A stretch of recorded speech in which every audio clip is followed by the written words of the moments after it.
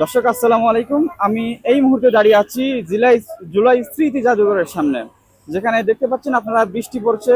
প্রবল বৃষ্টির মধ্যেও কিন্তু দর্শকরা এই জুলাই জাদুঘর দেখার জন্য ভিড় করেছে। আমরা যদি একটু দেখতে চাই, এখানে প্রচুর ভিড়। এখন পর্যন্ত আমরা এখনো সেই ভিড় দেখতে পাচ্ছি, যদিও একটু আগে আরো বেশি ভিড় ছিল, কিন্তু বৃষ্টির কারণে কেউ কেউ ছাতার নিচে, আবার কেউ কেউ তাঁবুর নিচে আশ্রয় নিয়েছে।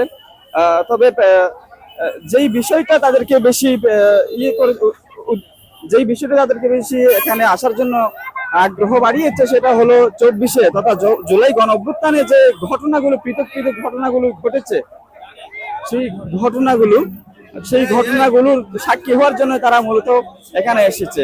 আমরা দেখতে পাচ্ছি অনেকে অনেক রকম ভাবে লাইন ইয়ে করার চেষ্টা করছে। প্রিয় দর্শক, আমরা যদি একটু জানার চেষ্টা করি তাহলে দেখতে পাবো।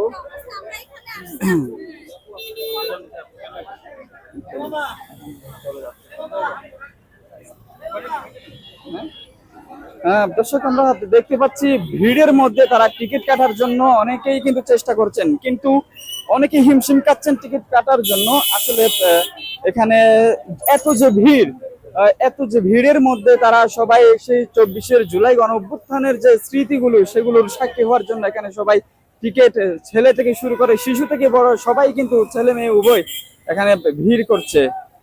যদিও বেশি দিন হয়নি এই জুলাই স্মৃতি জাদুঘর উন্মুক্ত করা হয়েছে, যার কারণে এখন পর্যন্ত এত প্রবল ভিড়, ঠেলাঠেলি, অনেকে ধাক্কাধাক্কির সম্মুখীন হয়েছে, এবং সেই সাথে টিকিটের যে বিষয়টা, সেই বিষয়টিও অনেকে তুলে ধরেছেন। আমরা যদি একটু জানার চেষ্টা করেন, ভাই আসছেন কয়বার? এই প্রথম? এই প্রথম। এখানে দেখার জন্য কি মূলত দেখতে এসেছেন আপনি? অনেক কিছু যা যা আছে আর কি, সেগুলো দেখার জন্য আসছি আর কি। তো সবচেয়ে কোন বিষয়টা দেখার জন্য আপনি এসেছেন? সবচেয়ে জুলাই আন্দোলনে যেগুলো হয়েছিল আর কি, ওগুলো তো দেখছিলাম ভিডিওর মাধ্যমে, এবার বাস্তবে দেখতাম মানে কি কি আছে। জুলাই গণঅভ্যুত্থান তো আপনি সরাসরি অনলাইনে হোক বা সরাসরি হোক দেখেছেন। হ্যাঁ, দেখেছি। আপনি কি সবচেয়ে বেশি খারাপ লেগেছে কোন জিনিসটা তৎকালীন সময়ে? গণহত্যাটা খুব খারাপ লাগছিল, শিশু হত্যাগুলো খুব খারাপ লাগছিল। আমি নিজে অংশগ্রহণ করছিলাম, তো এখন আবারও দেখার খুব ইচ্ছা, তাই দেখতে মানে আসছি। যা যা ঘটেছে তার তার যে স্মৃতিগুলো আছে, সেগুলো একটু নিজে সাক্ষী হওয়ার চেষ্টা করতেন। জি জি। এমন কোন বিষয়, যেই বিষয়টা আসলে খুবই মর্মান্তিক এবং আপনার এখন পর্যন্ত মনে পড়ে?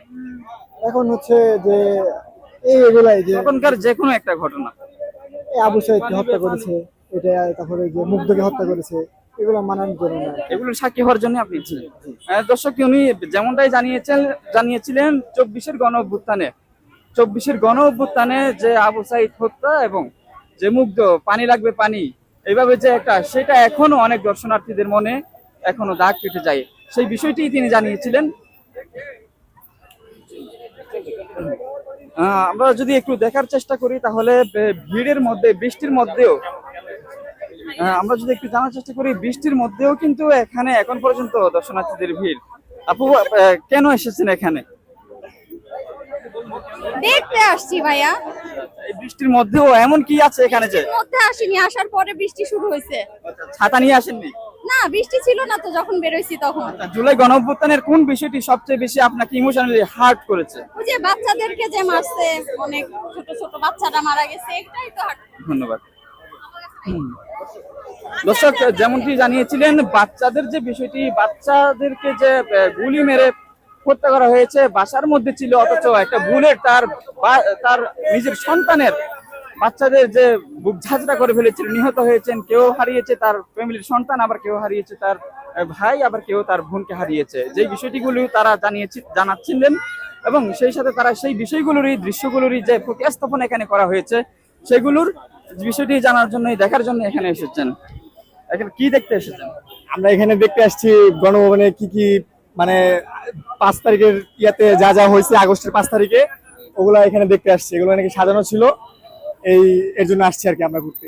এখানে এসে আপনি কোন বিষয়গুলো মনে হয়েছে যে আরো কিছু একটু ঠিক করা দরকার, যেমন লাইনের ব্যবস্থা, টিকিটের ব্যবস্থা?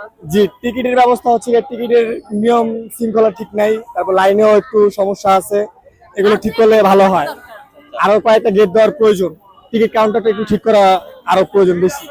তার মানে আপনি অনেকক্ষণ ধরে এখন দাঁড়িয়ে আছেন। জি জি, আমি অনেকক্ষণ ধরে দাঁড়িয়ে আছিলাম এখানে। ধন্যবাদ ধন্যবাদ।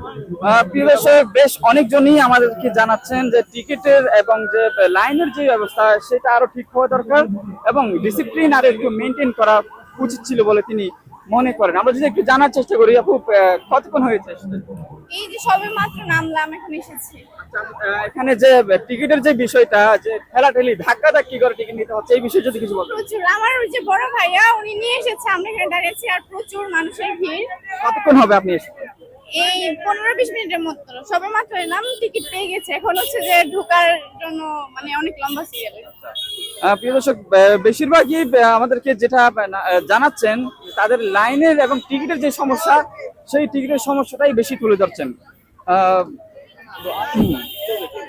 দর্শক, এখন পর্যন্ত আমরা দেখতে পাচ্ছি যে তারা আসার পর পরই নাকি বৃষ্টি শুরু হয়েছে, আর সেই বৃষ্টির মধ্যে এখনো তারা আস্তে আস্তে করে এগিয়ে যাচ্ছেন সেই টিকিট সংগ্রহ করার জন্য।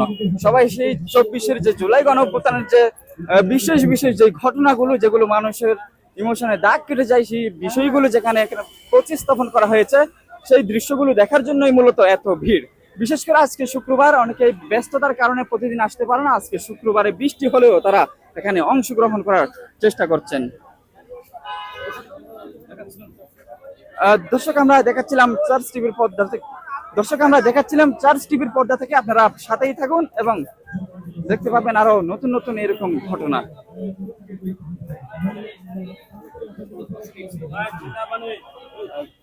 দর্শক, এই ছিল গণভবন থেকে, জুলাই স্মৃতি জাদুঘর থেকে বিশেষ কিছু। ধন্যবাদ।